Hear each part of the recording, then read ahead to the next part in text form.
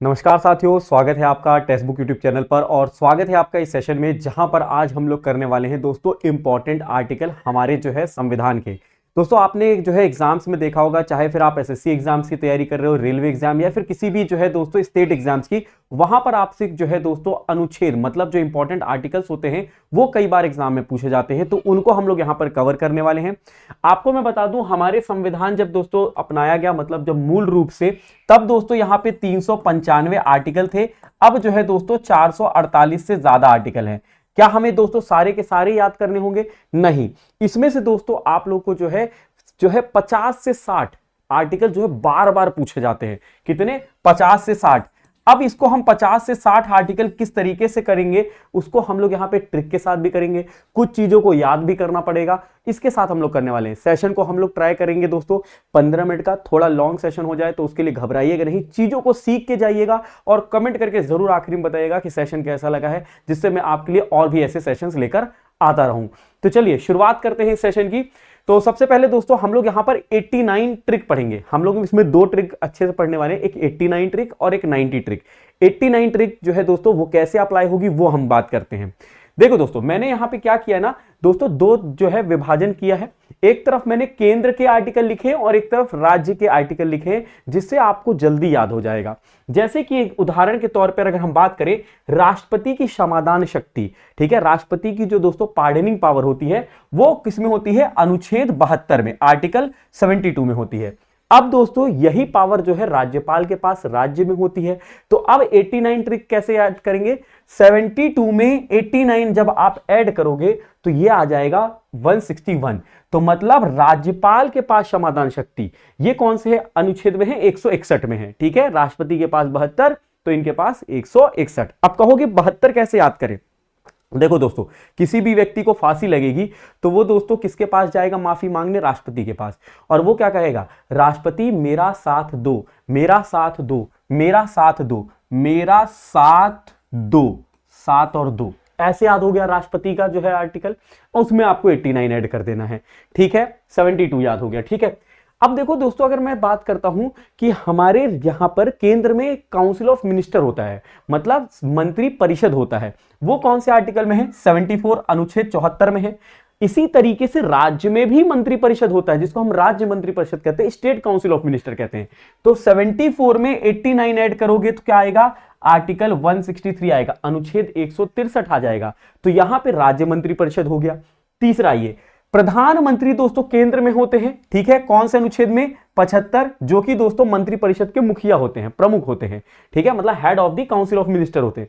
वैसे राज्य में जो स्टेट काउंसिल ऑफ मिनिस्टर होता है उसके मुखिया होते हैं दोस्तों कौन? Chief minister.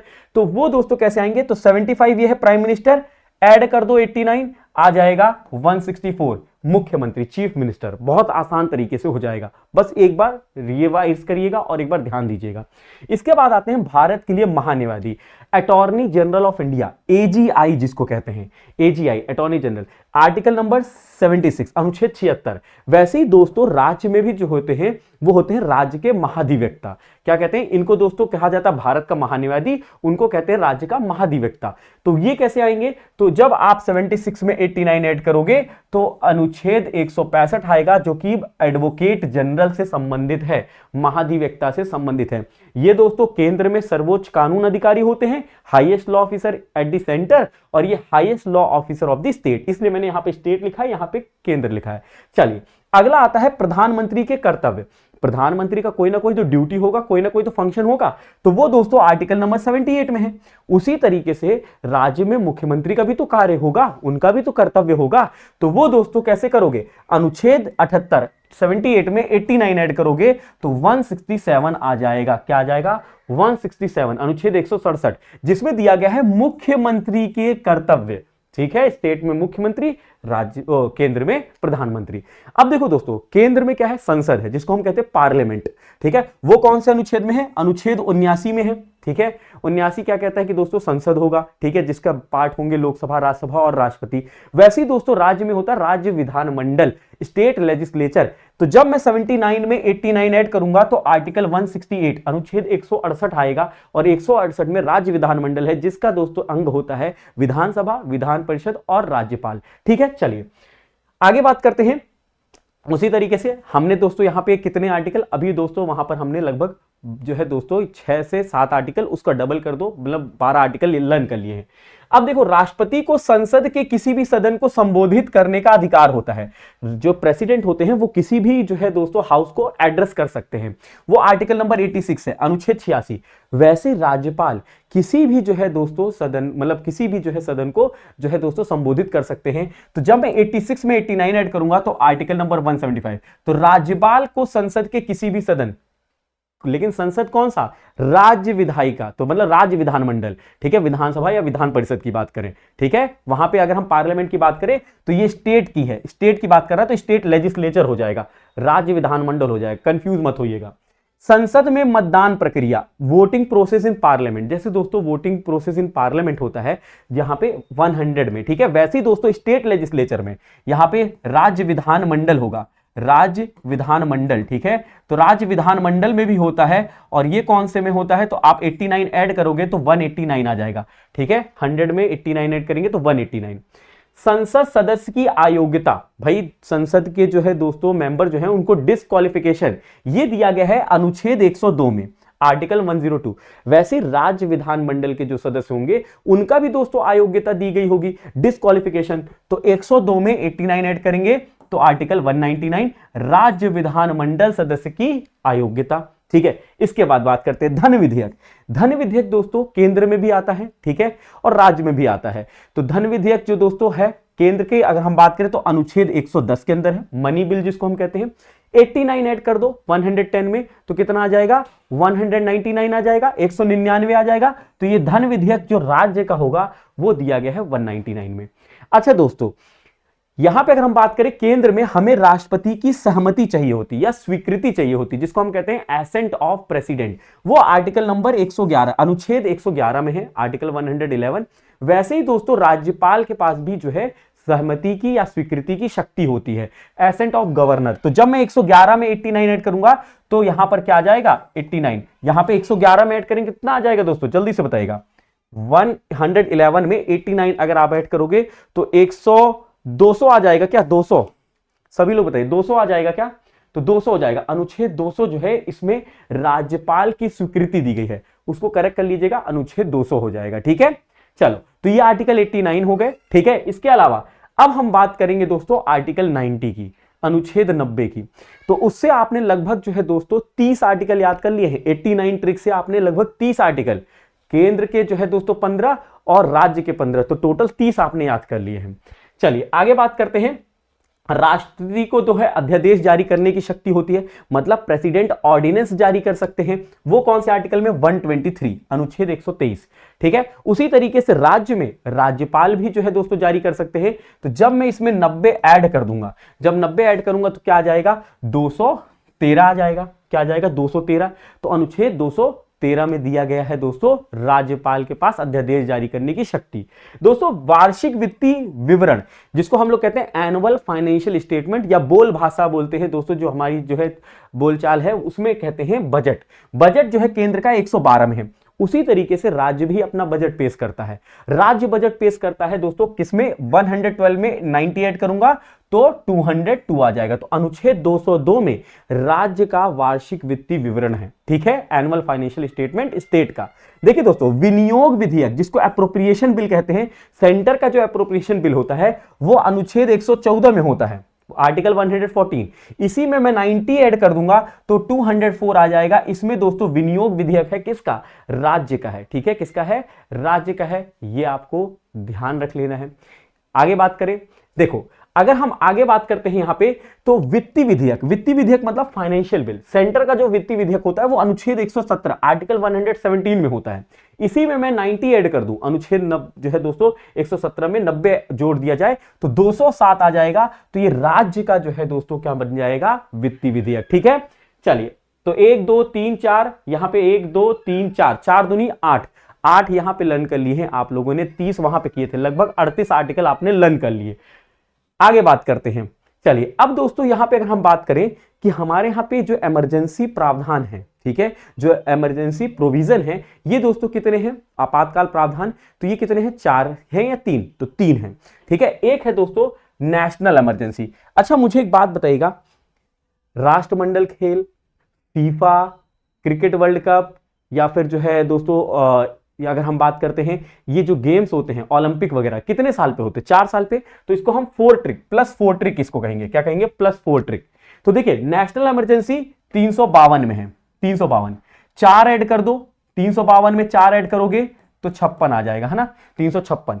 तो प्रेसिडेंट रूल, राष्ट्रपति शासन 356, फिर 356 में 4 ऐड कर दो तो कितना आ जाएगा? 360। मतलब फाइनेंशियल इमरजेंसी जो है, वित्तीय आपातकाल, ये अनुच्छेद 360 में है। आपने 40 आर्टिकल पहले याद कर लिए थे, ठीक है। यहां पे अगर हम बात करें लगभग 3 आर्टिकल आपने यहां पे याद कर लिए हैं, ठीक है। तो याद रखिएगा प्लस 4 ट्रिक इसको कहते हैं। नेशनल इमरजेंसी, राष्ट्रीय आपातकाल 352, राष्ट्रपति शासन, प्रेसिडेंट रूल 356, और फाइनेंशियल इमरजेंसी जिसको हम कहते हैं तो वो किस में आ जाएगा? 360 में आ जाएगा, ठीक है। चलिए नेक्स्ट बढ़ते हैं इसी के साथ। अब आते हैं दोस्तों यहां पे हम लोग जो है supreme court, high court, union territory high court, और जो है दोस्तों डिस्ट्रिक्ट कोर्ट। तो सबसे पहले एक कहानी याद करते हैं। एक परिवार है, परिवार में दोस्तों जो है भाई लोग हैं, ठीक है। 3 सगे भाई हैं, एक जो है चचेरा भाई है, मतलब चचेरा मतलब गोद लिया गया है इसको, ठीक है। तो सुप्रीम कोर्ट सबसे बड़ा भाई है, हाई कोर्ट मझला भाई है, यूनियन टेरिटरी हाई कोर्ट सबसे छोटा भाई है, ऐसे याद करते हैं। तो सुप्रीम कोर्ट के पास, मतलब ये बड़े भाई का नाम है सुप्रीम कोर्ट, ठीक है, सर्वोच्च न्यायालय, इसके पास अपना खुद का एक फोन है। क्या है? फोन है, और उसका फोन नंबर है 124, ठीक है। तो अनुच्छेद 124 जो है सुप्रीम कोर्ट का। अब मझला भाई से शिकायत करता है कि भैया आपके पास तो फोन है, हमें भी फोन दे दो, आप बाबू सोना से लगे रहते हो, तो ये लव का चक्कर है बाबू भैया, लव का चक्कर है ना। तो बोले कि ये बड़ा भाई इसको समझाता है, मेरी तो नौकरी लग गई, तुम पढ़ाई कर लोगे तो एसएससी जीडी में, एमटीएस में, सीजीएल में, सीपीओ में, रेलवे में सिलेक्शन हो जाएगा, है ना। नहीं तो सिलेक्शन नहीं होगा। बोला भैया दिलवा दो, हम सिलेक्शन ले लेंगे। बोले ठीक है सिलेक्शन ले लो, लेकिन जो है डिजिट यही होने चाहिए, अंक यही होने चाहिए 1 2 4, लेकिन नंबर जो है अलग होना चाहिए, ठीक है। नंबर अलग होना चाहिए मतलब जो है, नहीं तो इस तुम्हारे बाबू सोना का हमारे पास कॉल आ जाएगा। तो इसने बोला ठीक है मैं काम करता हूं, आगे के जो 2 अंक है 1 और 2, इनको जो है दोस्तों क्या कर देता हूं, जो है स्वैप कर देता हूं। तो इसने 2 को आगे कर दिया, 1 को पीछे, तो 214 हो गया, 214 हो गया। तो ये हाई कोर्ट किसमें है? 214 में है। अब दोस्तों सबसे छोटा भाई जाता है, सबसे छोटा भाई क्या कहता है कि भैया मुझे फोन नंबर, तो ये भी वही समझाता है जो इसको सुप्रीम कोर्ट समझाया था। ये कहता है कि तुम सबसे छोटे भाई हो, पढ़ाई लिखाई कर लोगे तो सही रहेगा। बोला ठीक है हम कर लेंगे, हम सिलेक्शन भी ले लेंगे, हमें भी फोन नंबर दिला दो, हम भी बाबू सोना सवाल। तो इन्होंने भी यही डायलॉग दिया जो सुप्रीम कोर्ट ने इनको दिया था कि एक काम करो तुम यही डिजिट यूज करना, लेकिन नंबर सेम नहीं होना चाहिए। तो दोस्तों हाई कोर्ट ने क्या किया था, आगे के 2 नंबर स्वैप किए थे।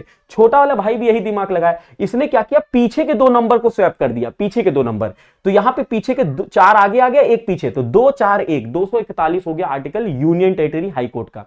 अब आता है दोस्तों डिस्ट्रिक्ट कोर्ट। डिस्ट्रिक्ट कोर्ट तो दोस्तों गोद लिया गया है ना, अब गोद लिया गया है तो दोस्तों ये भी पहुंचा। तो ये लोग बोले कि यार ये तो अपना सगा भाई है नहीं, लेकिन फिर भी काम करते हैं, इसको कुछ ना कुछ तो नंबर दिलाई देते हैं, ठीक है। तो बोलेंगे 1 मत दिलाओ, 1 क्योंकि दोस्तों हमारे पास भी है, 2 भी है, 4 भी है, इसको ऐसा नंबर दिलाओ जो हमारे पास ना हो। तो बोले हमारे पास तो 3 नहीं है सर, 1 भी है, ठीक है, 2 भी है, 4 भी है, इनमें से दोस्तों 3 नहीं है, 1 2 3 4 होता है ना। तो बोले इसको इस नंबर में 3 दिलवाओ। तो देखो 2 जगह इसको 3 दिलवा दिए, आगे 2 दिलवा दिए, तो 2 3 3, ठीक है। ये किसके पास हो गया? जिला न्यायालय का हो गया। ये आपको ध्यान रखना है, ठीक है। इस तरीके से ये लव का चक्कर है बाबू भैया, ये वाली ट्रिक है, ठीक है।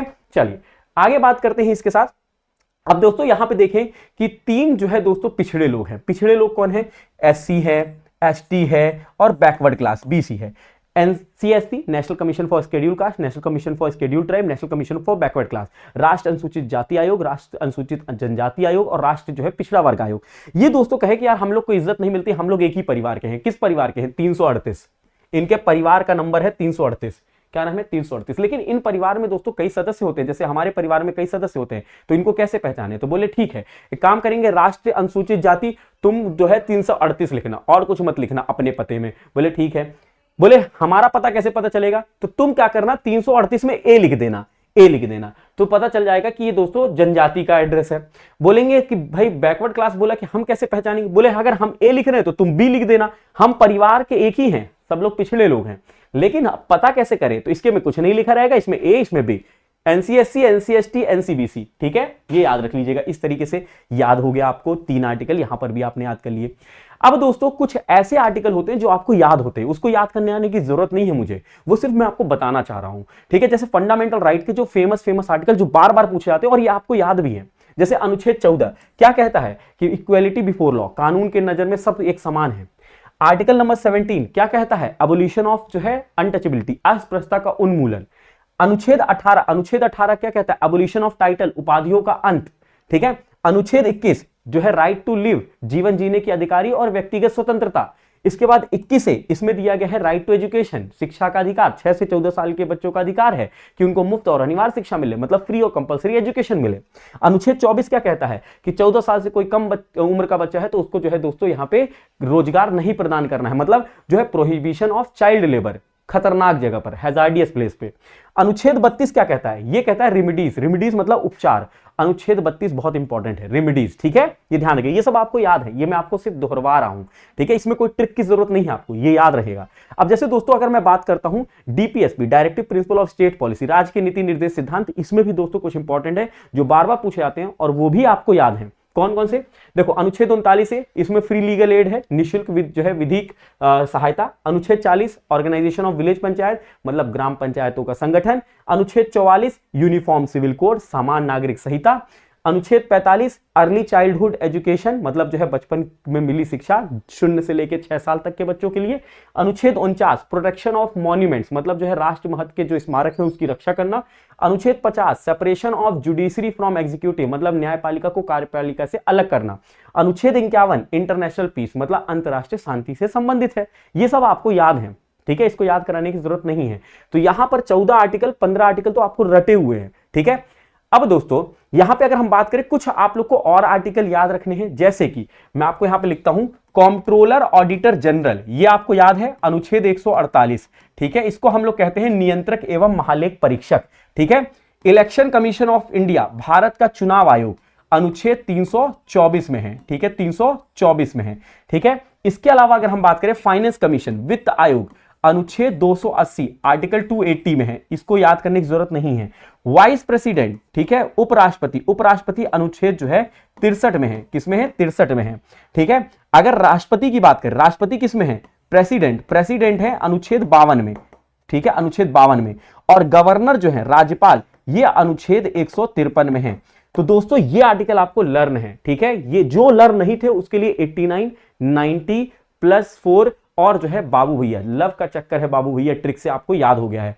ठीक है, और ऐसी और भी ट्रिक्स और शानदार तरीके से तैयारी कर सकते हो आप मेरे साथ टेक्स्ट बुक यूट्यूब चैनल पर। सुबह 8 बजे करंट अफेयर की क्लास होती है, वहां से आप करंट अफेयर कवर कर सकते हो मंडे टू फ्राइडे। दोपहर को 2 बजे जो होती है दोस्तों जीडी और एमटीएस की जीके की क्लास होती है। और शाम को 6 बजे जो है दोस्तों दिल्ली पुलिस की जो है तैयारी होती है, तो आप यहां पे जुड़ सकते हो। इसके अलावा अगर आप सुपर पास लाइव में नहीं जुड़े हैं तो वहां सुपर पास लाइव में जुड़ जाइए, जहां पर आप लोग को जो है दोस्तों 375 से ज्यादा लाइव कोर्सेज मिलते हैं, 1.5 lakh mock test, 30,000 previous question, 10,000 से ज्यादा स्टडी नोट्स। ठीक है, इसी वीडियो के नीचे डिस्क्रिप्शन है, लिंक दी गई है सुपर पास लाइव की, वहां पे जरूर जुड़िएगा। ऐसे शानदार ट्रिक के साथ आप मेरे साथ पॉलिटी, ज्योग्राफी, इकोनॉमिक्स, हिस्ट्री और करंट अफेयर जो है दोस्तों मेरे से पढ़ सकते हो आप, और जो है दोस्तों यहां पे सारी चीजें कवर कर सकते हो। जब आप इसको अवेल कर रहे होगे तो कूपन कोड यूज कर लीजिएगा गौरव M, जिससे आपको डिस्काउंट मिल जाएगा और आप अपनी तैयारी कर पाएंगे। तो ये एक छोटा सा सेशन था, आई होप ये सेशन आप लोग के लिए यूजफुल रहा होगा। ट्राई मैंने यही किया है कि दोस्तों जितनी इंपॉर्टेंट चीजें हैं वो आप लोग को मैं दोस्तों यहाँ पे कवर करवा दूं, और ऐसे जो है दोस्तों और भी टॉपिक आपको कौन से चाहिए हैं वो कमेंट करके जरूर बताइएगा। मैं आपके लिए डेफिनेटली ऐसे जो है टॉपिक 15 से 20 मिनट के लिए जरूर लेकर आता रहूंगा। चलिए जुड़े रहिएगा टेक्स्ट बुक यूट्यूब चैनल के साथ। लाइक नहीं किया लाइक कर लीजिएगा और शेयर कर लीजिएगा अपने दोस्तों के साथ। धन्यवाद, जय हिंद, जय भारत।